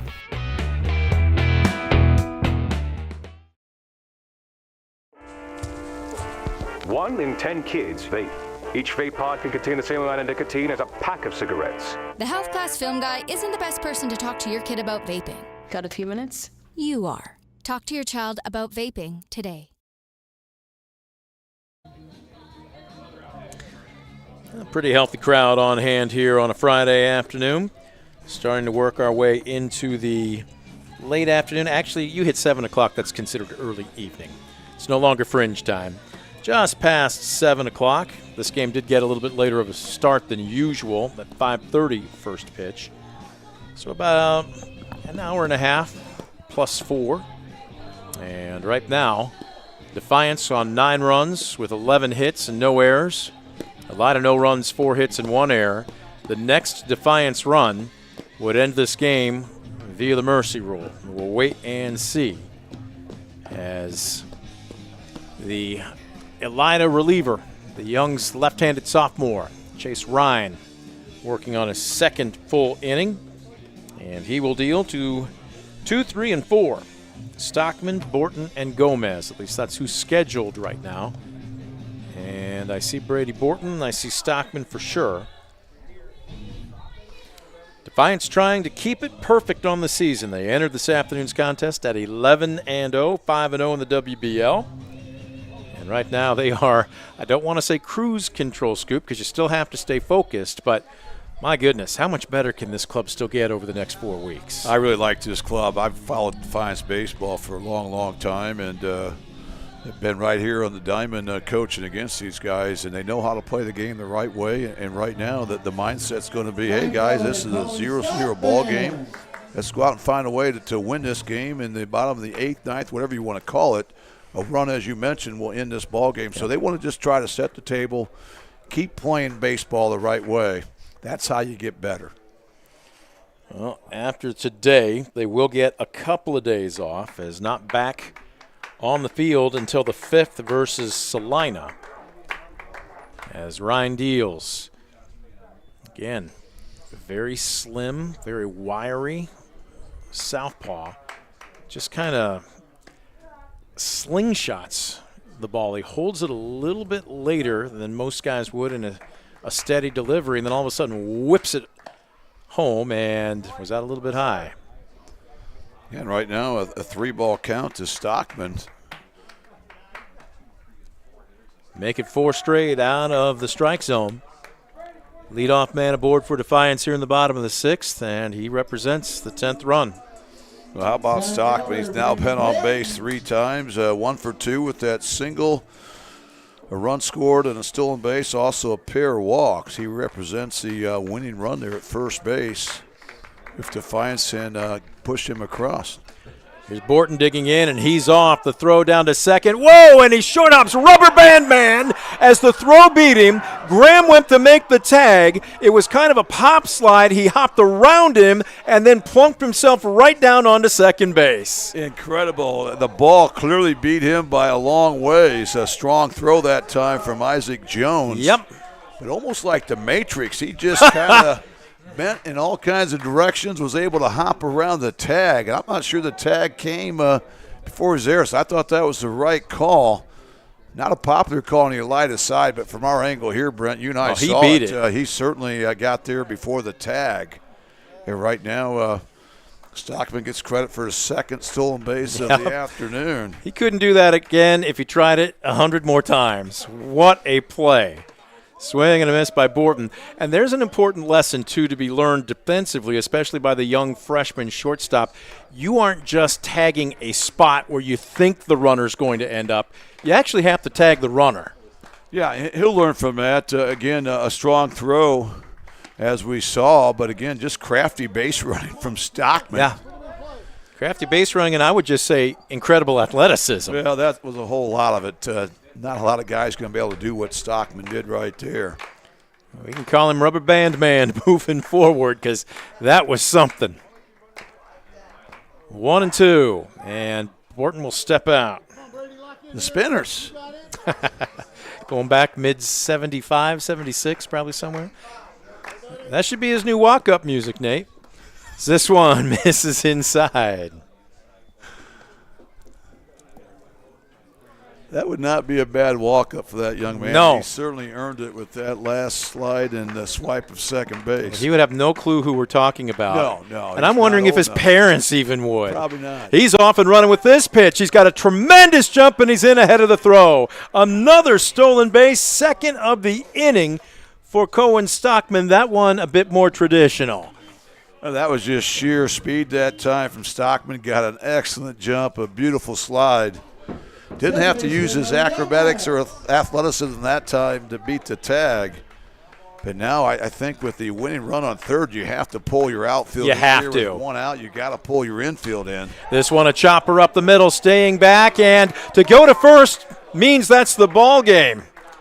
As Graham goes to first to record the out, but Stockman will score. That's the 10th run. Give Borton an RBI on the 6-3 putout, and that will end this game courtesy of the mercy rule, 10-0. A great win for Defiance. They get back-to-back shutouts after going to Central Catholic up in Toledo just 24 hours ago. They come right back. A masterful performance by Cody Shaw on the bump. Yep. He goes 6 innings and just really stymied those Elida bats. Elida just really were unable to figure out Cody throughout this game. But solid defense, solid base running, tremendous plate approach, timely hitting, 2-out hitting, you name it. Defiance came up big tonight, and they moved to 6-0 in the WBL, 12-0 in the season with an impressive run rule win here tonight. We're going to take a quick timeout. When we come back, we will have the Mark Motes Ford game recap and the Brunswick Eye and Contact Lens Center postgame show. Don't you go anywhere. Defiance 10, Elida nothing. The host Bulldogs remain perfect on the season, now 12-0 overall and 6-0 in conference play. We'll take a quick timeout. You're watching DCTV Sports. For the past 70 years, Midwest Community Federal Credit Union has been your financial partner, helping you achieve your dreams and secure your future. Midwest Community Federal Credit Union, with locations in Defiance, Bryan, and Napoleon. Find out more at midwestcommunity.org.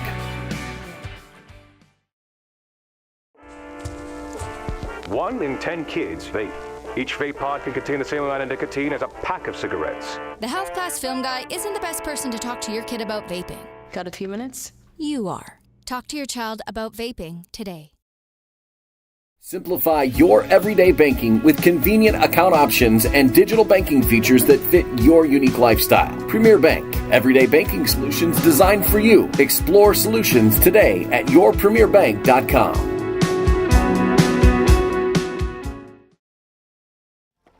For decades, I've taught you everything I know.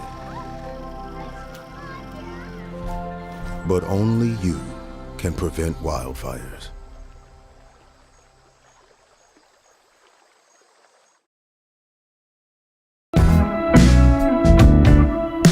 Visit Mark Motes Ford and check out some of the best new Ford models. Mark Motes Ford has been serving the Defiance community since 1916. Visit them today, County Road 424 in Defiance, and online at markmotesford.com.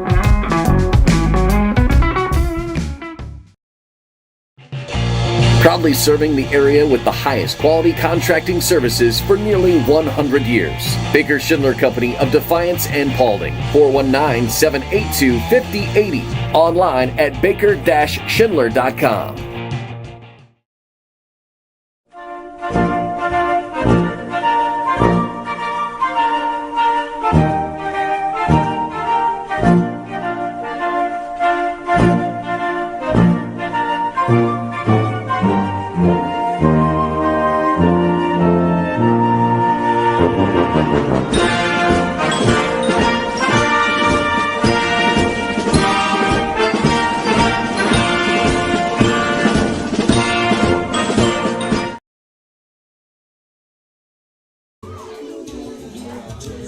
You see the youngsters, some future Defiance Bulldogs, all picking out their favorite player, their hero, and they're having fun. You can have fun, especially after a 10-0 victory as Defiance beats, I think it's fair to call Elida a future team. But today, a senior-dominated squad beat one that had 4 freshmen and a sophomore on it, and Defiance stays unbeaten on the season, 12-0 overall, 6-0 in the WBL with a 10-0 win.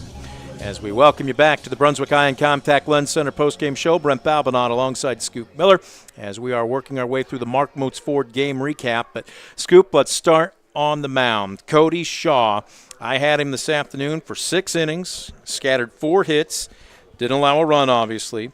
1 walk, 6 strikeouts, and again, he was just in command pretty much from the get-go. Well, he was. He did not hurt himself by falling behind hitters. I had him unofficially only in 2 3-ball counts all afternoon. So you do that. Not only are you going to keep your defense on your toes, you're going to really put a lot of pressure on those Elida hitters. And I thought the last 3 innings, Shaw was dominant. In fact, the last 11 hitters he faced, he retired 10.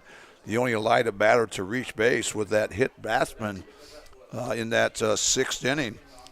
Gavin Tickle took one for the team. Other than that, Shaw was lights out down the stretch. He seemed to get better as the game went on. Not only that, but he got plenty of offensive support from his teammates. I have and I went ahead and changed my book, moving Abel's, or check that. Was it Abel or was it Noah? It was Abel's. It was Abel's fielder's choice to an infield single. So I have every Bulldog with at least 1 hit, every Bulldog with at least 1 RBI or 1 run scored. You just can't get more productive than that. You can't. You talk about team effort. We talked about how they just continued to grind at bats out. They had such a good plate approach, I thought. And to get production at the bottom of the order, we saw Colt Ward 2 for 2 out of the 9 spot. Algaretti came in there, got a nice sac fly, quality at bat. Then we talked about Rubio, had that nice timely hit or perfectly placed hit there with a runner on third, drive home a run. And how about Brez Zippo, a double and a triple from the 7th spot. So they got production 1 through 9. They got another strong pitching performance, something we just kind of expect each time we see Cody Shaw out there on the bump. And again, just an impressive win for Defiance, who did not look past this ball game, came ready to play here tonight. Not only that, Scoop, but clean baseball. It'd be one thing if you went out and maybe kind of, I don't want to say mentally downshifted after, say, the 4th or the 5th inning. And it would have been easy to do so when you're up 7-8-0, and maybe all of a sudden lose focus and boot a ball here or an errant throw there. That's not what happened today. They were sharp and locked in regardless of what the score was. They were, and that's what you want to see. If you want to make a run, you're going to have to find a way to win the 2-1 games, the 3-2 games, and so forth. You do that by doing the little things well, and I thought Defiance did that. We talked about those quality bats. How many times did we see them, the runner on third, hit a ground ball that scored that runner, or maybe hit a sac fly that scored the runner, or maybe hit behind the runner, got him to third base, and so forth. Again, that's what you have to do. It doesn't really show up as much maybe in a 10-0 run rule game, but it certainly will if they want to try to go back-to-back in the WBL looking for their 29th overall title. And not the least of which was Khalil Ligon flashing some really strong or fancy leather over at first. He had at least 3, actually I'm thinking possibly 4 picks now that I'm going through instant replay in my mind. He saved a couple, maybe probably as many as 4 base runners, as well as potentially changing the complexion of the game. He was just masterful defensively at first base. He really was. And again, when you're trying to win those tight ball games, it's going to come down to some of those plays like that. That's going to maybe change the complexion of an inning. So what a luxury to have if you're Hutch on that third base side, if you're Brez there at shortstop and so forth, to have that luxury. You got a big target. You got a guy that can pick it as well. So, again, he really looked good there at first base, and he had a solid game, as we mentioned, on both sides of the ball today, hitting the ball and also fielding. Offensively, we talked about what Cody Shaw did on the bump. Again, 6 innings, scattering 4 hits, only 1 walk, 6 strikeouts, and the hit batsman, and just really was working multiple pitches. But offensively, Logan Hutchins started it off the bottom of the first with a triple and came around to score just 2 batters into the game on the ground out by Cohen Stockman. Hutch goes 1 for 4 with a run scored. Stockman 1 for 2 with 2 walks, 2 runs scored, and an RBI. Brady Borton 1 for 4 with a run scored and 2 RBI. Noah Gomez 1 for 3 with an RBI. Cody Shaw, 1 for 3 with a run scored. Ligon goes 2 for 3 with a run scored. Ziffel 2 for 3 with 2 runs scored. Rubio 1 for 3 with a run scored. Ward 2 for 2 with an RBI and a run scored. And then we mentioned Drew Allegretti also with the RBI sac fly. So everybody that strolled to the plate today either scored, reached base, had an RBI, or both. Murderer's Row was 1 through 9 today. We're going to take a quick timeout. When we come back, Coach Weaver's going to throw on the headset, and we'll get his take. Don't you go anywhere. That is the Mark Moats Ford game recap. The Brunswick Eye and Contact Lens Center postgame show continues right after this. You're watching DCTV Sports. Brunswick Eye and Contact Lens Center. Personalized service and quality products in a friendly and caring atmosphere. Schedule your appointment today. Brunswick Eye and Contact Lens Center. Stadium Drive in Defiance and online at visionsource-brunswickeye.com. In life, unexpected challenges can test us. If you've been seriously injured in a car accident, you deserve a team that understands. Because your story matters. Call Arthur Law Firm today. We'll fight for you every step of the way. Ohio is in a foster care crisis. Kids with real needs, medical, emotional, behavioral, are waiting for homes. Cornerstone Treatment Foster Care is looking for families ready to make a difference. You've thought about it, now it's time. Contact Cornerstone Treatment Foster Care today.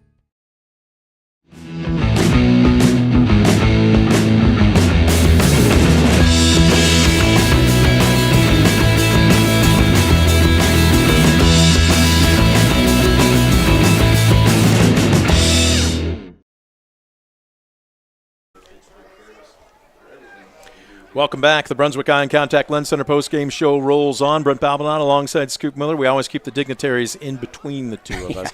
Coach Weaver coming up to join us right now. Coach, 10-0 against, I don't think there's any question Elida is a future team, but they started 4 freshmen, 1 sophomore, but they had an upperclassman battery and McGew, who's going to pitch at Ohio Northern, and you just put the pressure on him early. You score in the first inning, you score in every inning, and you just never let him get comfortable on the mound today. Yeah, I can be honest. I did not think this would be a 10-0 run. Like, I can promise you that. I thought the run in the first was huge, and then obviously tacked on a couple more. I thought the big at-bat that second inning was Colt Ward, who our own freshman who we had going today, and him and kind of Drew Allegretti have kind of been rotating the DH, and both have done a pretty good job. But I thought Colt had a couple good at-bats, and I thought Breslin had some good at-bats today, and I thought Khalil struggled the last couple of games, so to see him get a couple hits was really good. Would he have gotten a triple if that ball hadn't bounced Probably over the not. fence?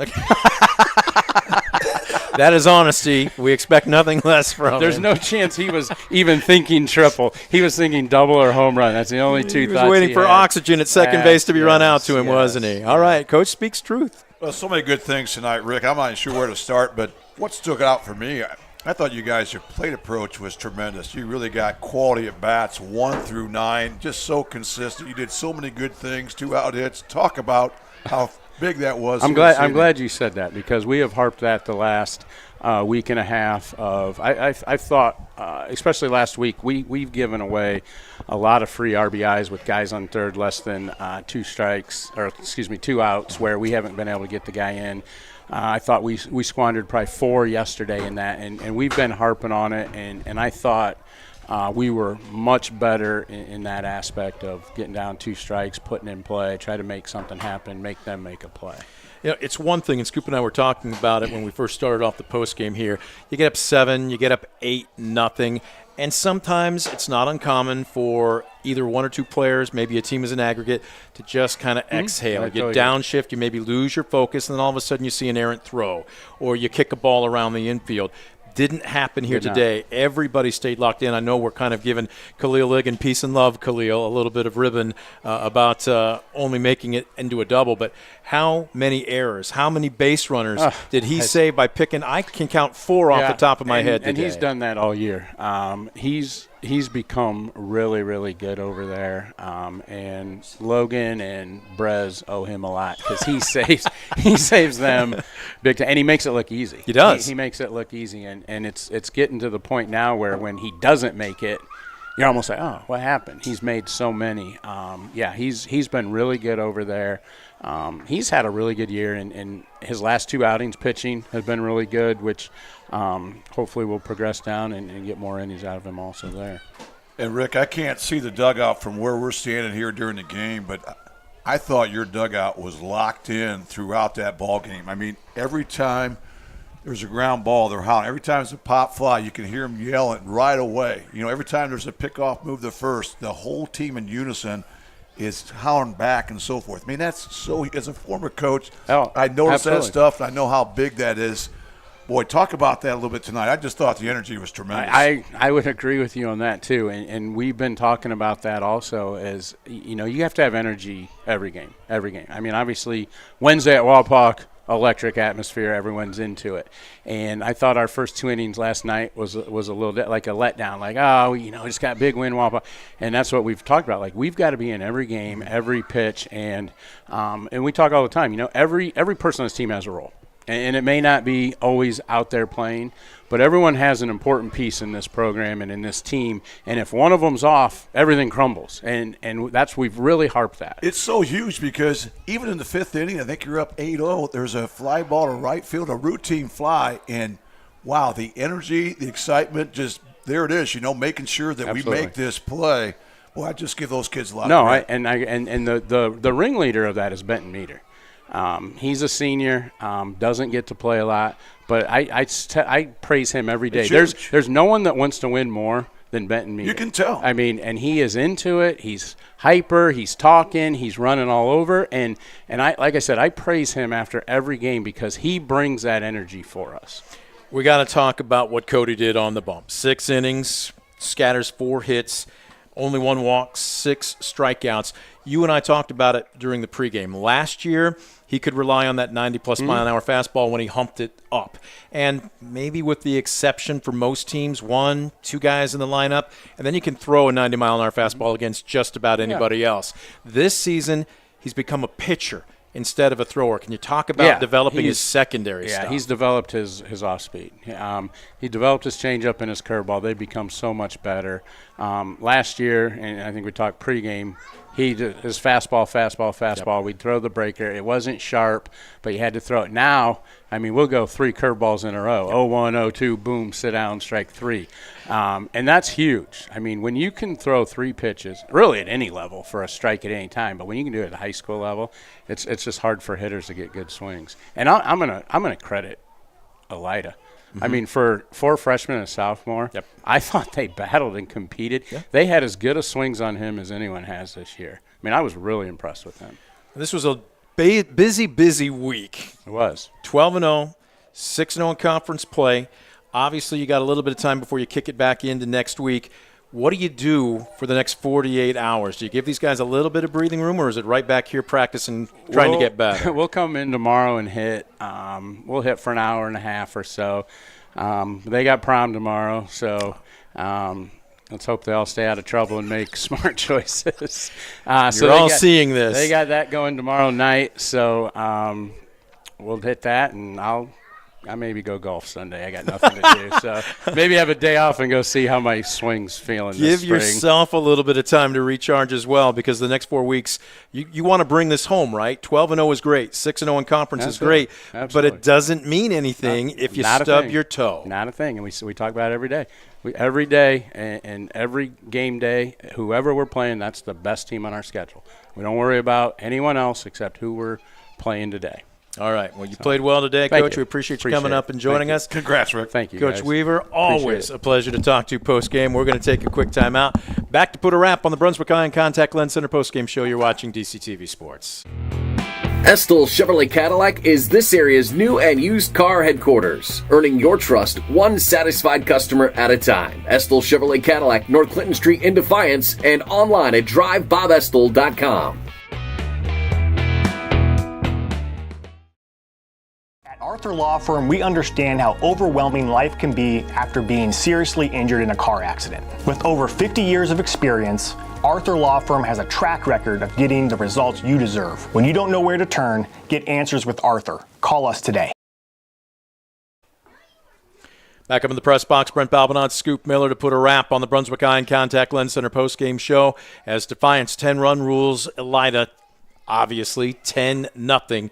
But really, Elida, a future team. This is a team that you can just kind of tell isn't quite there. But Coach Weaver was very quick to tip the cap to the Bulldogs. They now fall to 9-8, 3-4 in conference play. But Scoop, seriously, if you snooze on Coach Leatherman and company, you're going to get bit. No doubt about it. There's a reason they came out with a winning record, a team that's really competed. I don't think anybody saw the separation we had here tonight, but credit Defiance. They really, I thought, played a great baseball game in every aspect. But Elida is going to team you're not going to want to overlook this year, no, and certainly not down the road as well. On the flip side, Defiance now 12-0 overall, 6-0 in the Western Buckeye League. They get a couple of days off before getting back into action again. As a matter of fact, I look down here, and it is going to be on the 5th. They're back here at home as they take on Salina. But you heard Coach Weaver talk about it. Look, this is a team heavy. I mean, we say heavily senior dominant. All starters today were seniors. That includes some of the backups that didn't see a regular starting time. This is a team built to do what it's currently doing. But you heard Coach mention it. It means nothing if you take a faceplant. Over the next 4 weeks, you've got to finish strong. Exactly right, and I think his guys understand that. You know, this was a nice win tonight. You always love it when you can beat a quality team and get a WBL win, but it won't mean anything if you don't come to play the next time around. So they have to continue. They won today. They want to get better tomorrow. By the time they step on the field back on the 5th, they want to get even better. And I think that's the mindset this team has had, and it's really resulted in great results here early. That's going to do it for our broadcast here this afternoon. Our crew doing a tremendous job. Big thank you going out to our underwriters helping make the broadcast a possibility. Folks, if you enjoy our broadcast, please patronize those businesses. Walk through their doors, spend some money with them, and as you walk out, let them know how much you appreciate their sponsorship of helping us do what we do, which is bring you great coverage in the Defiance County area. For my color announcer, Scoop Miller, I'm Brent Balbinot, thanking you, the fan, for tuning in. Final score again here this evening. Defiance keeps their record perfect at 12-0 with a 10-0 win over Elida. You've been watching a presentation of DCTV Sports.